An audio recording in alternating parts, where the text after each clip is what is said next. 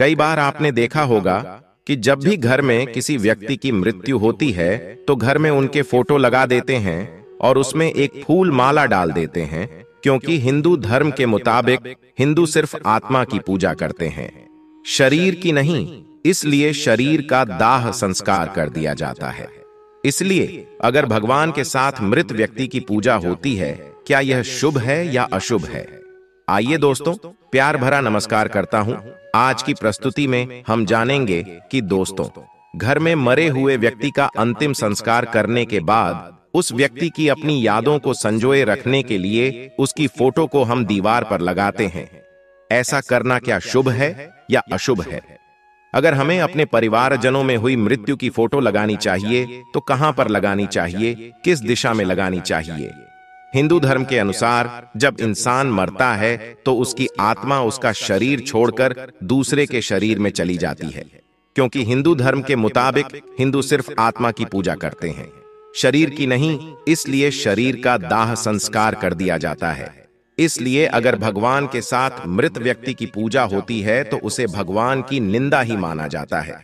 अर्थात कहने का मतलब यह है कि संसार में जन्म मरण का चक्र चलता ही रहता है, लेकिन जन्म लेना उसका सफल है जिसके जन्म से कुल की उन्नति हो। दोस्तों, वीडियो में आगे बढ़ने से पहले आपसे अनुरोध है कि हमारी प्रस्तुति आपको पसंद आती है तो वीडियो को अभी लाइक कर चैनल को सब्सक्राइब कर लें।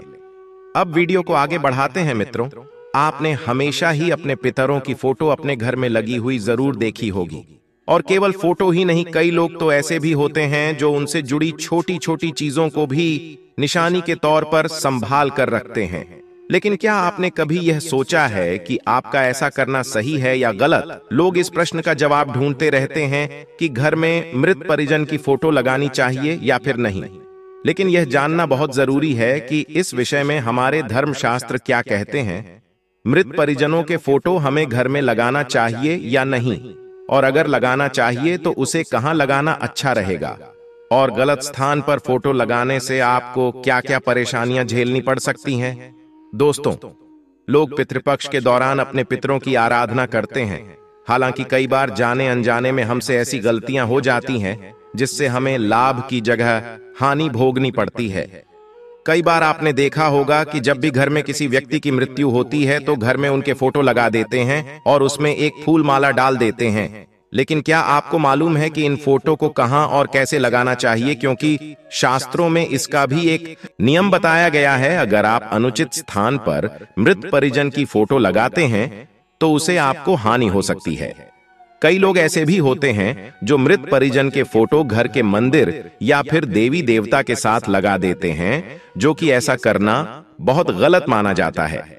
इससे आपको लाभ की जगह हानि का सामना करना पड़ सकता है, क्योंकि देवी या देवता पितरों से बढ़कर होते हैं और ऐसा करना देव दोष की श्रेणी में आता है। मरने वाले लोगों की फोटो घर के मध्य भाग में बिल्कुल भी नहीं लगाना चाहिए। इससे आपका मान सम्मान कम होने लगता है। इसके अलावा पश्चिम या दक्षिण की दीवारों पर भी आपको मृत परिजनों की फोटो नहीं लगानी चाहिए। इससे धन संबंधित समस्याओं का सामना करना पड़ता है। पितरों की फोटो घर में एक से अधिक स्थानों पर नहीं लगानी चाहिए। ऐसा करने से घर में तनाव की स्थिति पैदा होती है। इसके अलावा पितरों की तस्वीर का लटकना या झूलना भी सही नहीं माना जाता। मरने वाले लोगों की फोटो जीवित लोगों के साथ कभी भी नहीं लगानी चाहिए। इससे स्वभाव में नकारात्मकता का संचार होने लगता है। मृत परिजन के फोटो को शयन कक्ष और रसोई कक्ष में भी लगाने से बचना चाहिए। इससे पूर्वजों का अपमान होता है और घर में हमेशा अशांति का माहौल बना रहता है। अब आपके मन में यह प्रश्न जरूर उठ रहा होगा कि मृत परिजनों के फोटो को कहां लगाना चाहिए, तो आइए उसे भी जान लेते हैं। वास्तुशास्त्र के अनुसार अगर घर में पूजा पाठ का स्थान उत्तर पूर्व में है तो पितरों के फोटो को पूर्व में लगाया जा सकता है। वहीं अगर पूजा स्थान पूर्व दिशा की ओर है तो फोटो को आप ईशान कोण में लगा सकते हैं। अगर पूजा घर के अलावा किसी कमरे में पूर्वजों की तस्वीर लग रही है तो उत्तर दिशा की दीवार पर आपको उनकी फोटो लगानी चाहिए, जिससे पूर्वजों का चेहरा दक्षिण की ओर रहे। जहां मृत परिजनों की फोटो लगाने का सबसे अच्छा स्थान माना जाता है, पूर्वजों की फोटो घर के किसी एक ही स्थान पर लगानी चाहिए। वह स्थान ऐसा होना चाहिए जो दिशा दोष से मुक्त हो। जब भी आप मृत परिजनों की फोटो अपने घर में लगाएं तो फोटो के नीचे किसी भी लक्काडी के गत्ते का उपयोग जरूर करें, जिससे फोटो लटका या फिर झूलता हुआ दिखाई न दे। घर के पूर्वजों की फोटो केवल आपको देखने के लिए हैं, किसी दूसरे के लिए नहीं। इसीलिए आपको उसे ऐसे स्थान पर ही लगाने चाहिए जहां पर किसी अतिथि की नजर ना पड़े और आप भी उन्हें प्रतिदिन न देखें, तो यह आपके लिए अच्छा है। हालांकि आपकी भावनाएं उनसे जुड़ी हुई हैं, लेकिन उन्हें प्रतिदिन याद करने से आपके भविष्य पर इसका बुरा असर पड़ सकता है। मित्रों, यह भी माना जाता है कि हर समय पूर्वजों को याद करते रहने से मन में उदासी और निराशा की भावना उत्पन्न होने लगते हैं, जिससे किसी भी काम में पूरा फोकस नहीं हो पाता। अगर आप अपने पितरों की तस्वीर को अनुकूल स्थान पर लगाते हैं, जिससे किसी भी काम में पूरा फोकस नहीं हो पाता, अगर आप अपने पितरों के तस्वीर को अनुकूल स्थान पर नहीं लगाते, तो इससे आपको कई तरह की समस्याओं का सामना करना पड़ सकता है, जैसे मानसिक तनाव, व्यापार में हानि, परिश्रम करने के बावजूद भी फल की प्राप्ति न हो, न विवाह या फिर वैवाहिक जीवन में समस्या उत्पन्न होना। अगर आम भाषा में कहा जाए तो व्यक्ति और उसके पूरे परिवार को समस्याओं का सामना करना पड़ता है। पितृदोष होने पर अनुकूल ग्रहों की स्थिति, गोचर दशाएं ठीक होने पर भी शुभ फल की प्राप्ति नहीं हो पाता। कितना भी पूजा पाठ, दान पुण्य और देवी की अर्चना की जाए, फिर भी उनको उसका सही फल नहीं मिल पाता। माना जाता है कि हमारे ऊपर मुख्य रूप से 5 दिन होते हैं: मातृ ऋण, पितृ ऋण, मनुष्य ऋण, देव ऋण, आशी ऋण। यह ऋण नहीं चुकाने पर हमें निश्चित रूप से श्राप मिलता है। मित्रों, पितृदोष 2 प्रकार से प्रभावित करते हैं: अधोगति वाले पितरों के कारण और धमोगति पितरों के कारण। अधोगति वाले पितृदोष का कारण परिजनों द्वारा किया गया गलत आचरण, बेईमानी से कमाया गया धन और उसका गलत लोगों द्वारा उपभोग हैं, और परिवार के किसी प्रियजन को बिना किसी कारण के कष्ट देने पर भी पितृ क्रोधित हो जाते हैं और परिवार के सदस्यों को श्राप दे देते हैं और अपनी शक्ति से नकारात्मक फल देते हैं।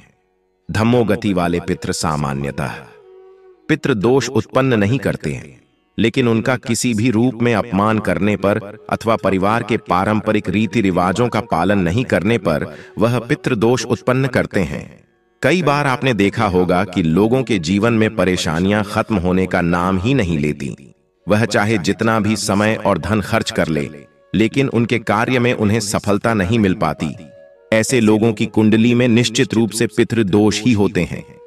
यह दोष पीढ़ी दर पीढ़ी परेशानियां उत्पन्न करते रहते हैं। जब तक पितृदोष का विधि विधान से निवारण नहीं किया जाता, तब तक आने वाली पीढ़ियों को भी कष्ट देते रहते हैं। इस दोष के निवारण के लिए कुछ विशेष दिन और विशेष समय निर्धारित किए गए हैं, जिनमें इसका पूरा निवारण किया जाता है। श्राद्ध पक्ष ही एक ऐसा अवसर है जब पितृदोष से मुक्ति पाई जा सकती है। इस दोष के निवारण के लिए शास्त्रों में नारायण बलि और नाग बलि का विधान विस्तार पूर्वक बताया गया है, जिसे करने के बाद पितृदोष से मुक्ति पाया जा सकता है। अब प्रश्न यह भी उठता है कि हमें तस्वीर कैसी लगानी चाहिए। घर की दीवारों पर तस्वीरें भी बोलती हैं। हमें अपने घर में तस्वीरें लगाने से पहले वास्तव में विचार करना चाहिए। जहां तक मेरा मन कहता है, हमारे घर में ऐसी तस्वीरें होनी चाहिए जिनको देखते ही मन खुशियों से भर जाए। हमें अपने घर में सुंदर फूलों की बहते झरनों की चहचहाते, पक्षियों की उदय होते, सूर्य की या फिर खिलखिलाते सुंदर बच्चों की, या फिर ऐसे मनोरम नृत्य करती मुद्राओं की जिन्हें देखकर मन मयूर बन के नाचने लगे। तस्वीरें कुछ कहती भी नहीं, अपना प्रभाव भी छोड़ देती हैं। घर में सकारात्मक ऊर्जा भी फैलाती है। घर में मृत व्यक्ति की तस्वीर कहां पर लगानी चाहिए? शास्त्रों के अनुसार प्रत्येक मनुष्य को अपने घर में पूर्वजों की तस्वीरें अथवा चित्र अवश्य लगाना चाहिए। इसे बहुत ही शुभ माना गया है। अपने मृत परिजन का चित्र बनाते समय इस बात का ध्यान रखें कि उनका चित्र अथवा तस्वीर दुखी अथवा क्रोधी अवस्था में न हो। पूर्वज चित्र में प्रसन्न दिखाई देने चाहिए। जब भी हम उनके चित्र के दर्शन करें तो हमारे मन में उनके प्रति श्रद्धा तथा प्रेम का भाव प्रकट हो। यदि पूर्वजों का चित्र क्रोधी अवस्था में हो तो यह मन में भय की स्थिति निर्माण करता है। छोटे बालक उनसे प्रेम करने के बजाय द्वेष करने लगेंगे। इसलिए पूर्वजों का चित्र अथवा तस्वीर बनाते समय इस बात का खास ध्यान रखें।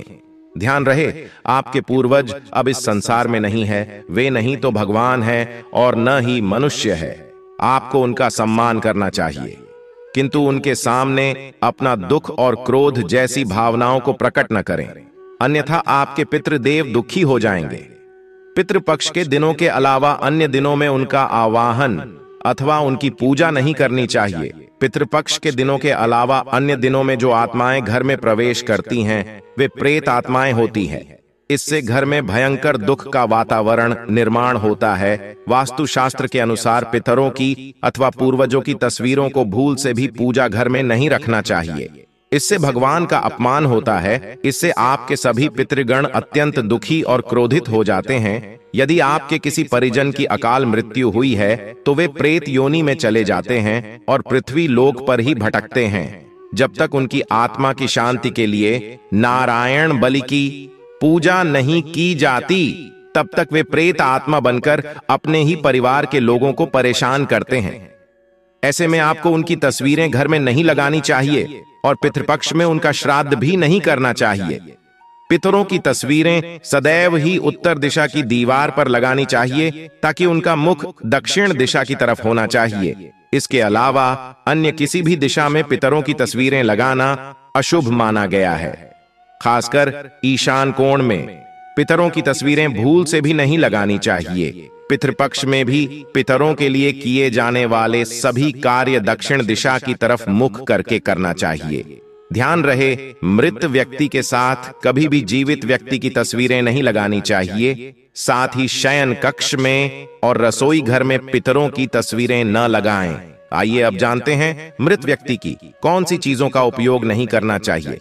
सबसे पहली चीज है मृत व्यक्ति के कपड़े। गरुड़ पुराण के अनुसार मृत व्यक्ति के कपड़ों का कभी भी इस्तेमाल नहीं करना चाहिए। उन्हें भूलकर भी पहनना नहीं चाहिए। ऐसा करने से मृत व्यक्ति की आत्मा उस व्यक्ति से जुड़ जाती है जो इनका इस्तेमाल करता है।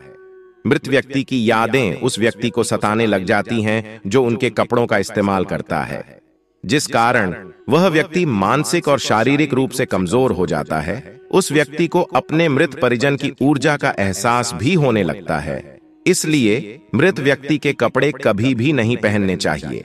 मृत व्यक्ति के कपड़े हमेशा दान कर देना चाहिए, जिससे उसकी आत्मा को शांति प्राप्त हो जाती है। दूसरी चीज है मृत व्यक्ति के गहने। गरुड़ पुराण में कहा गया है कि मृत व्यक्ति के गहने भी उसके कपड़ों की तरह ही उसकी ऊर्जा के स्रोत होते हैं। मृत व्यक्ति का अपने गहनों से लगाव कपड़ों से भी कई गुना ज्यादा होता है, क्योंकि प्रत्येक व्यक्ति गहने खुद को सुंदर प्रतीत करने के लिए पहनता है। लेकिन जब व्यक्ति की मृत्यु हो जाती है और उसके गहने कोई दूसरा व्यक्ति पहन लेता है, तब मृत व्यक्ति की आत्मा असहज महसूस करने लगती है। वह आत्मा उस व्यक्ति को परेशान करने लग जाती है। आत्मा मोक्ष की राह पर न जाकर इसी मृत्युलोक में अपने ही परिजनों को ही परेशान करने लग जाती है। इसलिए मृत व्यक्ति के गहनों का कभी भी इस्तेमाल नहीं करना चाहिए। व्यक्ति की मृत्यु के बाद उसके गहनों को गलाकर अन्य आभूषण करवा लेना चाहिए, अन्यथा उन्हें मंदिर में दान कर देना चाहिए। तीसरी चीज है मृत व्यक्ति की घड़ी। कपड़ों और गहनों की तरह घड़ी भी एक मृत व्यक्ति की प्रमुख ऊर्जा स्रोत होती है। गरुड़ पुराण में घड़ी के बारे में नहीं कहा गया है, लेकिन अनेकों ज्योतिष शास्त्र यह बताते हैं कि मृत व्यक्ति की घड़ी भी उससे जुड़ाव का कार्य करती है, क्योंकि घड़ी उस व्यक्ति से जीवन भर जुड़ी रहती है और उसके समय का निर्धारण करती है। इसलिए उस व्यक्ति की मृत्यु के पश्चात उसके समय का भी अंत हो जाता है, जिस कारण उस व्यक्ति की घड़ी का कभी भी इस्तेमाल नहीं करना चाहिए। ऐसी मृत व्यक्ति की घड़ी को हमेशा दान ही करना उत्तम माना जाता है। दोस्तों, गरुड़ पुराण के अनुसार मृत्यु का समय नजदीक आने पर मनुष्य को सपने में रहस्यमय दरवाजे दिखाई देने लगते हैं। कुछ लोगों को दरवाजों से आग की लपटें आती हुई दिखाई देती हैं, तो कुछ लोगों को दिव्य प्रकाश दिखाई देता है। अगर ऐसा संकेत किसी मनुष्य को मिलता है तो उसकी मृत्यु एक दिन में हो जाती है। यह द्वार स्वर्ग और नरक के द्वार होते हैं। मृत्यु से पूर्व मनुष्य को जिस प्रकार का द्वार दिखाई देता है, वह मृत्यु के बाद वहीं पर जाता है। कई बार वह सपने में खुद को इन दरवाजों के सामने खड़ा हुआ देखता है। लेकिन उसे द्वार के पीछे का दृश्य दिखाई नहीं पड़ता है। न वह नरक में मिलने वाली सजा देख पाता है और न ही स्वर्ग का सुंदर नजारा देख पाता है। उसे केवल स्वर्ग और नरक के प्रवेश द्वार ही दिखाई देते हैं, जो बहुत ही विशालकाय होते हैं। दूसरा संकेत है जीवन भर के काम दिखाई देना। यदि किसी मनुष्य की मृत्यु का समय निकट आता है तो उसका मन अचानक ही अस्वस्थ हो जाता है। उसे अचानक ही उसके द्वारा किए गए बुरे कार्य याद आने लगते हैं। वह न चाहते हुए भी इन बुरी यादों को रोक नहीं पाता है। साथ ही उस मनुष्य को उसके द्वारा किए गए अच्छे काम भी याद आने लगते हैं। वह उस समय अपने अच्छे और बुरे कर्मों का संतुलन बनाने लग जाता है, लेकिन उसे यह नहीं पता होता है कि वह अचानक अपने कर्मों को क्यों याद कर रहा है। वह ध्यान योग की अवस्था में पहुंच जाता है। अकस्मात ही पुरानी यादें, परिवार के साथ बिताए हुए पल उसके सामने प्रकट होने लगते हैं। कभी वह अपने गलत कामों को याद करके पछतावा करने लगता है, उसकी आंखों से आंसू आने लगते हैं। तो कभी उसे उसके द्वारा किए गए अच्छे काम भी याद आने लगते हैं और वह प्रसन्न हो जाता है। उसे एहसास नहीं रहता कि वह कहां पर बैठा है, उसके आसपास कौन बैठा है। उसकी आंखों पर माया का पदार्थ छा जाता है। यह संकेत कुछ ही समय के लिए होता है, जिसके बाद वह मनुष्य फिर से चेतना में आ जाता है और सब कुछ भूल जाता है। तीसरा संकेत है सपने में पूर्वजों का दिखाई देना। दोस्तों, गरुड़ पुराण के अनुसार मृत्यु से कुछ दिनों पहले मनुष्य को सपनों के माध्यम से संकेत प्राप्त होता है। यह संकेत उसके पूर्वजों द्वारा मिलता है। जिसमें मनुष्य की मृत्यु होने वाली होती है तो उसे सपने में उसके पूर्वज दिखाई देते हैं। अगर सपने में पूर्वज रोते हुए दिखाई दे अथवा बहुत ही दुखी अवस्था में दिखाई दे रहे हैं तो समझ जाना चाहिए कि वह मनुष्य अब कुछ ही दिनों का मेहमान है। उसे उसकी सभी मृत परिजन बारी बारी से दिखाई देने लगते हैं। कुछ लोग इसे मात्र एक सपना समझकर लक्षित कर देते हैं, लेकिन यह एक मृत्यु का संकेत होता है। दोस्तों, आज की यह शास्त्र संबंधित और गरुड़ पुराण संबंधित जानकारी आपको अच्छी लगी हो तो कमेंट बॉक्स में जय जय बजरंगबली अवश्य लिखें। धन्यवाद।